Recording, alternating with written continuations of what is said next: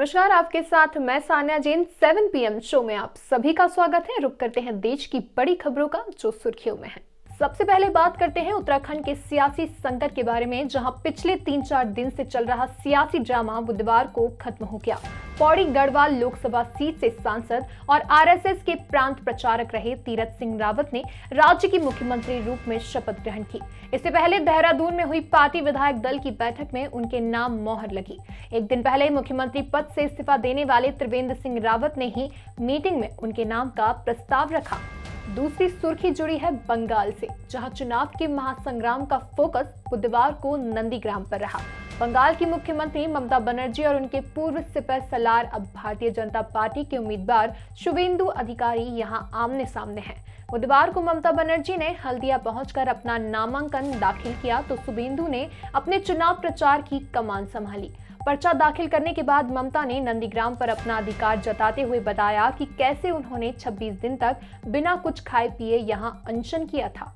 हरियाणा विधानसभा के बजट सत्र में बुधवार को सदन की कार्यवाही शुरू होते ही विपक्षी दल कांग्रेस से मनोहर सरकार के खिलाफ अविश्वास प्रस्ताव पेश किया। स्पीकर की अनुमति के बाद नेता प्रतिपक्ष भूपेंद्र सिंह हुड्डा ने प्रस्ताव कर बोलना शुरू किया। प्रस्ताव पेश करने के साथ ही हुड्डा ने सीक्रेट वोटिंग करवाने की मांग की। वहीं आखिर में जब अविश्वास प्रस्ताव को लेकर वोटिंग हुई तो 32 विधायकों ने इनके समर्थन में वोट दिया, जबकि 55 विधायक सरकार के पक्ष में रहे। इससे स्पष्ट हो गया है कि अविश्वास प्रस्ताव गिर गया है और भाजपा जसपा गठबंधन सत्ता में बना रहेगा।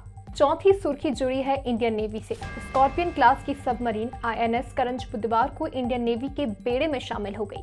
मुंबई के नेवल डॉकयार्ड में एक कार्यक्रम के दौरान आईएनएस करंज को शामिल किया गया। इस दौरान नौसेना प्रमुख एडमिरल करमवीर सिंह और एडमिरल सेवानिवृत्त बीएस शेखावत भी मौजूद थे। इसे मेक इन इंडिया अभियान की बड़ी कामयाबी माना जा रहा है। कलवरी क्लास की इस तीसरी सबमरीन की खासियत है कि मिशन के दौरान दुश्मन के इलाके होने के बावजूद उन्हें इसकी भनक तक नहीं लगेगी। एक बार फिर देश में कोरोना के मरीजों में तेज बढ़ोतरी का सिलसिला जारी है। मंगलवार को 16,846 नए मरीजों की पहचान हुई। 20,138 ठीक हो गए हैं, जबकि 113 संक्रमितों ने जान गंवा दी है। ठीक होने वाले 20,000 मरीजों में सबसे ज्यादा 12,138 महाराष्ट्र के और इसके बाद 4,386 केरल के हैं। ये लगातार दूसरा दिन था जब नए मरीजों से ज्यादा ठीक हुए हैं।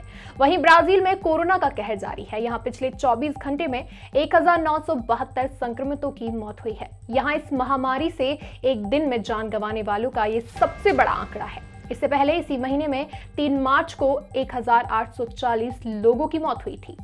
छठी सुर्खी जुड़ी है पड़ोसी देश पाकिस्तान से, जहां पाकिस्तान को कोरोना की मेड इन इंडिया वैक्सीन मुफ्त मिलेगी।